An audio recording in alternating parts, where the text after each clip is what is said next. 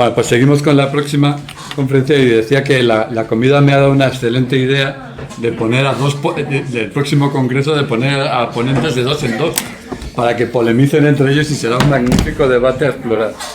Bien, el próximo ponente también viene del mundo de empresa, con el que yo me siento cómodo, y Javier es un auténtico experto y especialista en marketing digital, aunque yo creo que esta denominación no hace justicia a la complejidad, amplitud y profundidad del conocimiento que tiene Javier y que hay bajo su paraguas. En la actualidad es Managing Director de Neomedia World España, donde dentro de Mindshare, del grupo VPP, que son de estos que son grupos que se fusionan, compran, recompran, se vuelven a fusionar y uno ya le ha perdido la pista de quiénes son los propietarios y dónde están en el mundo. Y que esos cada vez son más grandes, ¿no? Porque tenéis ahora estáis todos en una oficina que antes era el antiguo edificio de Telefónica en Río Rosas, donde ¿cuántos estáis? 2.500 personas trabajando alrededor de esto solo en Madrid. Y además tiene otro mérito Javier, y es que él tiene este puesto desde el año 2007. O sea, es un superviviente duro de la crisis dentro del mundo del conocimiento alrededor de la publicidad, donde se ha laminado por completo un negocio milmillonario, ha desaparecido por completo, ha pasado a manos de unos mega intermediadores como Facebook y Google. Vamos a hablar de esto. Y eso es lo que quiero que le propuse a Javier que nos contara hoy. Y luego Ángel también va a hilar desde el punto de vista más técnico, más tecnólogo y más ingenieril con el tema de la publicidad dentro de las plataformas digitales. El título de la ponencia de Javier son los datos del consumidor como moneda de cambio, que deja clarísimo que está dentro de todo el Congreso, quizás en el centro de todas las consecuencias que tiene después. Muchas gracias, Javier. A ti, Miguel, por invitarme. Primera aclaración, ni soy doctor, o sea, el mundo académico sí que está muy arraigado, es decir, yo soy profesor, pero sí que es verdad que nuestra relación, o mi relación particular con la universidad, es de intercambio. Trabajamos con la Carlos III, trabajamos con Ángel y con su departamento en muchos proyectos, y creemos que el mundo de la empresa tiene que estar muy vinculado al mundo universitario, pero también al revés, el ejercicio que la universidad tiene que hacer en vincularse o en acercarse al mundo empresarial. Cuando Miguel me invitó a esta conferencia, obviamente no pude negarme, porque se apalanca en 3 ejes fundamentales que han sido mi vida, ¿no? Uno es el publicitario, obviamente, pero otro es la tecnología, y es cierto que me he adaptado al mundo del marketing a través de la tecnología, pero sobre todo con el tema identitario. Empecé a trabajar en publicidad cuando únicamente trabajaba con identidades únicas, que eran los clientes que teníamos registrados, lo que se viene a llamar el below the line, marketing relacional. No tenía nada que ver con lo que era la publicidad masiva, con lo cual nuestra intención era siempre tratar con clientes y satisfacer necesidades de clientes. Para que hagáis una dimensión de por qué es importante la publicidad, o por qué estamos todos o somos capaces de hablar de la publicidad es un negocio que hoy mueve 600.000 millones de dólares. Para que hagáis una dimensión, el PIB americano son unos 25 billones, el europeo son unos 16 billones y el chino unos 12 billones. Bueno, la publicidad mueve 600.000 billones. Quiere decir que hay muchos intereses alrededor de la publicidad, obviamente. Lo que ha pasado en este periodo nos ha impactado a todos de forma real. Cuando la publicidad o las agencias publicitarias éramos intermediadores entre los anunciantes y los publishers, es decir, básicamente tenían que pasar por nosotros, todos aquellos anunciantes que querían llegar a muchas audiencias, tenían que pasar por un intermediador para poder llegar a la tele, para poder llegar, porque había esa capacidad. Esto, que puede ser negativo, en la parte positiva, es cierto que la publicidad ha hecho que pudiéramos disfrutar de muchos medios de comunicación porque sostenía el modelo económico de aquellos medios que hacían contenido o redactaban noticias porque había una audiencia que las quería leer. En este periodo todos somos conscientes de que han desaparecido muchísimos de los medios convencionales y ahora los echamos de menos con aquello de las fake news. Ojalá tuviéramos esas noticias, pero bueno, quiere decir que en esa intermediación han habido ganadores y perdedores en todos los lados. Cuando en estos últimos 20 años ha habido una fragmentación total de la atención y había una fragmentación total de los sitios donde podíamos poner la publicidad, la tecnología ha hecho que muchos de los que hoy viven de la publicidad puedan ser pequeños influenciadores que se abastecen directamente de la publicidad. Podéis imaginar que tienen una capacidad de influencia espectacular. Un youtuber puede estar ganando, un youtuber que hace sus vídeos en casa, millones de euros. Y tiene una capacidad de influencia espectacular. Cuando hablamos de la capacidad de la publicidad, lo que tiene es que lo que está haciendo es apoyando esa capacidad de influencia que tiene como medio cualquiera de los soportes. En medio, lo que ha sucedido es que, como decía ahora Miguel, ha habido una polarización de dónde se está moviendo esta inversión publicitaria. Si decimos que si hay 600.000 millones de euros, de dólares, en el 2028 serán 1.000 billones. ¿Vale? En este crecimiento, la publicidad, por cada euro que entra nuevo en la publicidad, el 77% va al mundo digital. De ese 77%, el 70% va a tres players: Facebook, Google, Amazon y minoritariamente Apple. Hemos perdido esa capacidad de influencia, las agencias de comunicación, las agencias de publicidad, en ese poder de distribuir también ese beneficio económico a muchos players que eran importantes que pudieran sobrevivir a través de la publicidad, porque sí que es verdad que se está polarizando. Con lo cual, cuando hablamos de publicidad no hablamos del ataque al individuo, etcétera, etcétera. Hablamos de un bien social que hace que las empresas se impulsen, hace que las empresas crezcan. Claro, contra estos nuevos competidores y con un modelo de negocio, que ahora entraremos en él, ¿cuál es el papel que las agencias de publicidad tenemos en el futuro? ¿Sobreviviremos? ¿No sobreviviremos? Me decía, yo soy un superviviente de esto. Bueno, vamos a intentar despejar varias de las dudas. El otro eje de la publicidad es la tecnología. Cuando hablas de la tecnología, digo, como eje transversal, es lo que ha transformado todos los negocios, pero si alguno ha transformado verdaderamente es el nuestro. La tecnología para nosotros ocupa tres ejes fundamentales. Uno es la capacidad que tienes para llegar a una audiencia. Nunca en la historia se había podido imaginar que a través de un solo medio pudiéramos alcanzar 2,3 billones, o sea, 2.300 miles de millones de público. Con un solo player, con una sola cuenta, podrías llegar a una audiencia totalmente mundial.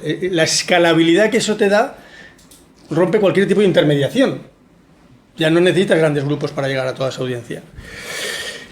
Cuando hablamos de que estos grupos, los que nosotros llamamos GAFA, no sé si estáis familiarizados con los GAFA, es Google, Amazon, Facebook y Apple, los GAFA, lo que tienen es algo totalmente diferenciador, que el usuario ha dado voluntariamente sus datos a cambio de recibir un servicio gratuito. Y ha dado su consentimiento a que los utilice publicitariamente. Seguramente ninguno de vosotros habrá leído todo, cuando te das de alta, las 400 páginas de autorización, pero sí, le estás dando tu identidad a cambio de un servicio. Y las empresas que utilizamos, simplemente utilizamos esas herramientas para utilizar el permiso que les ha dado a esas empresas. Cuando la identidad se da gratuitamente, y es así, es el coste mayor y por eso muchas veces decimos, bueno, ¿cuánto cuesta nuestra identidad? Voy a seguirme, vuestra identidad verdaderamente cuesta muy poco. Si tuviéramos que valorar cuánto podríamos pagar por una identidad, no pagaríamos nosotros al año más de 25 euros. Estábamos hablando más de 30 euros. Verdaderamente vuestra identidad no nos importa en absoluto a la gente de publicidad. Lo que nos interesa siempre es el volumen de datos agregados que tienen esas audiencias y cómo se comportan esas audiencias. En sí, lo que vosotros hagáis con vuestra vida nos importa un pepino. Ni el nombre ni el apellido. Lo que nos interesa es la vinculación que tiene aparte siempre digo que la identidad, y hablamos de identidad, la identidad es muy dinámica. La identidad no es estática, la identidad es... Nosotros somos premium para ciertos productos y somos totalmente low cost para otros tipos de productos. Es decir, la identidad se construye dinámicamente. Quiere decir que estos nuevos players utilizan información logada mientras el resto de la publicidad se ha estado o intenta sobrevivir con información inferida. Esto es, y hablábamos esta mañana de la brecha digital, esto es la mayor brecha que tienen y el mayor reto que tienen las compañías de futuro. Y luego lo vamos a ver. La segunda parte de la tecnología que ha ocurrido es que yo cuando empecé en este mundo y me enganché al mundo digital, pues lo hacíamos todo bastante a la antigua usanza. A partir del 2011 empiezan a generarse lo que se llama las MarTech, que son tecnologías basadas en el marketing, y habían en el 2011 unas 300 herramientas que se podían utilizar para trabajar lo que era la decisión de compra de un cliente. En el 2019 hay más de 7.000 herramientas. Imaginaos la complejidad para gestionar la relación con el cliente. Es verdad que después de un proceso divergente, porque lo que ha pasado con este problema es que terminamos de convertir en un foco muy concreto una parte que es totalmente holística, y eso sí que tengo que ver con este, es decir, cada vez el problema no es de un foco, es muchísimo más amplio, pues se está ahora concentrando y están habiendo aglutinación de servicios. Pero el último impacto para nosotros tecnológico, esa tercera, es el nuevo modelo relacional en el mundo empresarial, y es el colaborativo. Ya no existen empresas con únicos clientes. El que es tu enemigo es también tu mayor amigo. El que puede robarte el mercado, que puede ser una tecnológica, un Google, un Facebook, etcétera, es tu herramienta principal para poder llegar a las audiencias.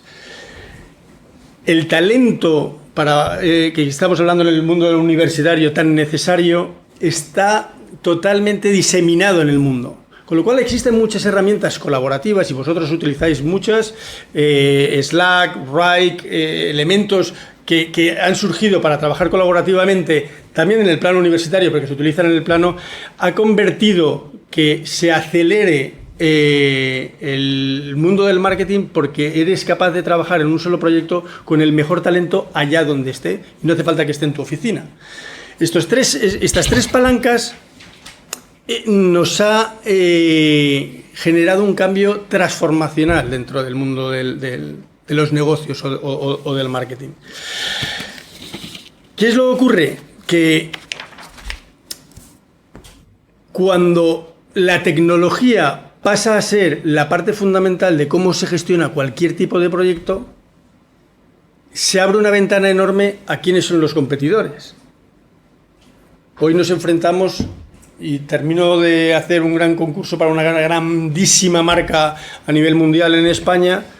No he competido contra empresas de mi mismo sector, he competido contra las consultoras tecnológicas, muchísimo más preparadas y con muchísimo más talento y con muchísimos PhD, ¿no? Con muchísimo más, porque tienen una mayor capacidad de traer y de atraer muchas veces el talento por la capacidad que tienen de atraerlos, ¿no? Pero a su vez, todos estos modelos han generado más competitividad. Cuando la tecnología se convierte en la herramienta y el marketing se puede hacer mundial, puedes haber empresas de transporte que no tienen ningún vehículo de transporte, como un Uber, o pueden haber empresas hoteleras que no tienen ningún tipo de hotel y lo que hacen es únicamente enfocarse en un marketing que es capaz de generar de forma vertical su negocio, porque son capaces de llegar a muchos clientes. Pero si la transformación digital a través de la tecnología ha generado un gran impacto transformacional, esperaros a la siguiente revolución, que ya ha llegado, y este es un ejemplo. Y es la revolución identitaria. Aquí es donde está ahora la gran lucha de poderes. Aquí es donde estamos ahora, si tiene sentido o no tiene sentido la intermediación como el papel de la agencia publicitaria. Porque el respeto por la identidad es fundamental para seguir teniendo la confianza del consumidor o del cliente. Nosotros nos movemos todos por confianza, con nuestra pareja por confianza, por nuestro jefe o nuestros empleados por confianza. Mantener el criterio de confianza necesita también, y esto lo hemos hablado muchas veces con Ángel, un criterio o alguien, un juez que sea capaz muchas veces de intervenir sobre este. Y para nosotros muchas veces, como la responsabilidad identitaria de nuestro cliente y de nuestro consumidor juega un papel importante cuando tratamos con esta moneda de cambio, que es nuestro consumidor, nuestro cliente, frente a Facebook, frente a Google o frente a terceros. ¿A qué me refiero con el tema identitario? Y es que mientras hemos viajado durante muchos años en lo físico, con una identidad para coger un avión, para coger un hotel, en el mundo digital hemos trabajado con pseudoidentidades, llamadas cookies. La pseudoidentidad había ayudado a las empresas a poder manejar en cierta forma esos clientes, esos consumidores que consumían los medios. En el momento en que el panorama de e-privacy, del GDPR, etcétera, etcétera, hace que tengamos que gestionar identidades, lo que muchas veces estamos dando es mucho más poder a aquellos que se identifican claramente para utilizar el servicio. Todos estamos de acuerdo que es más fácil identificar usuarios únicos cuando tienen un ID que cuando tienen una cookie. Pero en el otro lado de la moneda es que elimina muchas de las posibilidades de transacción y de negocio cuando no tienes la identidad. Es decir, muchas de las empresas no pueden generar su negocio porque no tienen ese identificador único de cliente. Hoy, el anuncio, y gracias a la tecnología programática que lo que hace es separar el anuncio de quién ve el anuncio, ¿vale?, hace que quienes tienen el control sean las herramientas tecnológicas que gestionan esta dualidad. Hoy el anuncio vale 1/4 parte del valor transaccional y la identidad 3/4 partes. Es más relevante quién hay detrás del anuncio que no dónde está el anuncio. Quiere decir que la relevancia de quién controla la identidad del público, de la audiencia, marca quién va a generar el negocio. Con lo cual esto cambia totalmente el panorama, cambia totalmente el mundo donde las compañías tienen que adaptarse. ¿Dónde estamos nosotros como valor y intermediación? Ahora lo que estamos ayudando es a las compañías, todas, incluido también las universidades, etcétera, para recolectar, unir, agrupar, segmentar datos identitarios de sus consumidores y sus clientes. Porque es cierto que las tecnológicas lo han conseguido porque tienen la capacidad de poderlo hacer, porque tienen que dar el servicio logado, pero hay otras empresas en que no pueden, pero sí tienen los datos de clientes en casa, lo que pasa es que no saben recolectarlos. Alguien hablaba antes, la chica de Facebook, de los bancos, ¿no? Tienen más datos probablemente que las redes sociales. La cuestión es cómo ellos pueden sacar valor de esos datos cuando su competencia es Facebook, que lanza un banco, Google, que lanza un banco, y los otros que tienen identidades son capaces de simplemente saltar de sector y convertirse simplemente en una entidad financiera. Por otro lado, sí, se convierte en una entidad financiera, es así.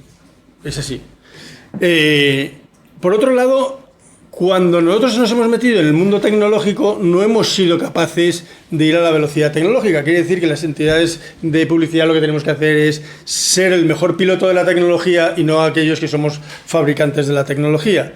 Y es muy importante ser los que ayudemos a romper esa brecha tecnológica entre las empresas que no son capaces de ir al ritmo de una tecnológica y la necesidad que tienen de adaptarse a la velocidad tecnológica. Por otro lado, es el trade-off, no sé si odio sacar anglicismos, pero es el balance entre la privacidad y la personalización. Todos queremos tener la mejor de las experiencias, todos queremos saltarnos los pasos, nadie quiere ser bombardeado de publicidad que no es relevante. Nosotros ya estamos en una parte de no hacer publicidad, hacer exclusión publicitaria. Todo el mundo sabe la regla de sé que el 50% de mi inversión lo estoy tirando, pero no sé qué 50%. Ahora lo que trabajamos es la exclusión, pero la exclusión, como lo dice la palabra, es un peligro a la hora de gestionarlo, porque cuando excluyes a alguien, estás generando diferencias. Y cuando generas diferencias, al final generas un problema. Con lo cual, la publicidad cuando genera exclusión, genera challenge. Y por otro lado, existe una competencia por la atención. Todo el mundo estábamos hablando antes, competir contra la atención del consumidor. El consumidor cada vez ha perdido la atención publicitaria porque no es relevante muchas veces. Y lo que tenemos que, a través de la creatividad, que volvemos otra vez a nuestros orígenes, intentar encontrar la capacidad de encontrar ese punto entre lo que es emocional, lo que verdaderamente mueve nuestras decisiones, que es lo emocional, y la practicidad. Es esto para mí y esto es lo útil. Nada más, tenía algunas cosas más, pero es verdad que no me quiero extender porque podríamos estar aquí hablando largo y tendido. Ha sido el ponente más disciplinado, así que muchísimas gracias. Además, yo tengo 20 preguntas, pero voy a dejar, no voy a hacer ninguna, por favor. Simplemente una matización. Ahora cuando decías eso yo creo que hay una confusión cuando se dice que Facebook o que Google van a crear un banco y van a crear una entidad financiera. Son cosas completamente diferentes. Es decir, hay una visión tradicional, que es la visión ortodoxa, que las entidades financieras sirven para trasladar el dinero desde los ahorradores hacia los inversores y que esa es su labor. Eso ya no existe. El sistema financiero ha roto completamente con ese modelo.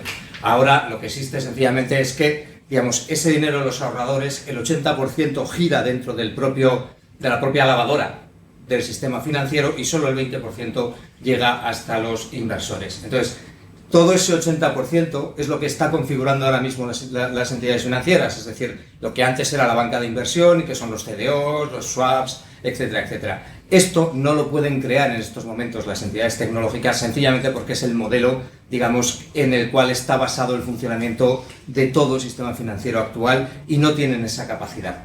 Por eso, cuando se dice, por ejemplo, que este tipo de compañías, como puede ser Apple o como puede ser Facebook, van a sustituir al sistema financiero, esto es una tontería. Es decir, vamos, no, o por lo menos hoy por hoy, no tienen capacidad. Permíteme ¿vale?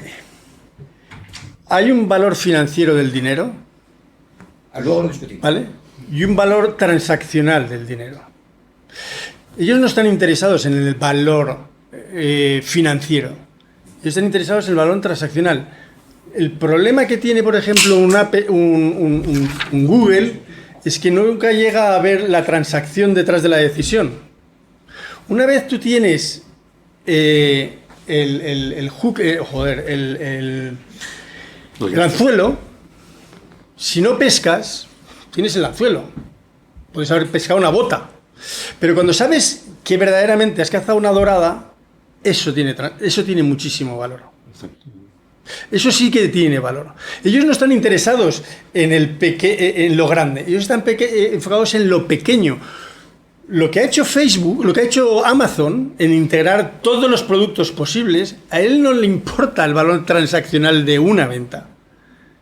Es la agregada la que le tiene valor. Es la información de lo que tiene, del conocimiento del usuario al repetirse, a la repetición de las transacciones, lo que tiene más valor. Hoy, y podemos verlo en una gráfica donde ha crecido el valor, Amazon les ha pasado a todos por encima y está en una verticalidad de crecimiento impresionante. Verticalidad, ya verticalidad. El último cambio que acaba de hacer es que, y está matando a YouTube, es que se ha convertido en una plataforma broadcast para los juegos, para los vídeos, y los chavales ya no van a sacar sus vídeos en YouTube, los saca en Amazon porque les está pagando, invirtiendo por la audiencia. Lo que le faltaba a Amazon es la parte de arriba de lo que es la atención, de conseguir la gran audiencia. Ya la está consiguiendo. Está conectando estos dos mundos, entre la transacción y la gran audiencia. Y él tiene nuestras tarjetas, no una, tiene todas las transacciones, tiene todas las tarjetas de crédito. Más preguntas. Estabas allí. Luego vas tú. Una cuestión en relación con esto es, creo que el año pasado una noticia, Google compra datos, firma un convenio con Mastercard. ¿Es verdad? No sé si había sido... No, sí. datos, Sí. como la información de la transacción que tú haces con Mastercard no es una información que le pertenece a Google, pero si es capaz de conseguir los datos de Mastercard, cruza datos, entonces tiene un panorama mucho más, con más granularidad. Claro. Y es lo que tú dices, está relacionado con el anzuelo. Ha visto este anuncio e inmediatamente ha hecho esta compra. Alguna relación hay. Y me gustaría que, pues no acabo de entender muy bien esto que has definido como la revolución de la identidad o identitaria. Me gustaría... Pues lo acabas de definir tú. Mastercard era una entidad financiera, ¿no? Bueno, era un emisor de tarjetas, básicamente. Transaccionaba. Bueno, espera un momento. Que el valor que tenía de esa transacción era el 2 y pico % de la transacción, etcétera. Es más grande los 1.000 billones que hay aquí, publicitariamente, le van a generar de algo que no generaba ningún tipo de valor ni negocio, un enorme negocio. Nosotros también transaccionamos y buscamos datos y no son datos, son datos anonimizados, ¿eh? No hay dato personal. Cuando hablo de la revolución identitaria es porque su gran negocio ahora de Mastercard, y lo vamos a ver en muchísimos, os voy a poner un ejemplo ahora,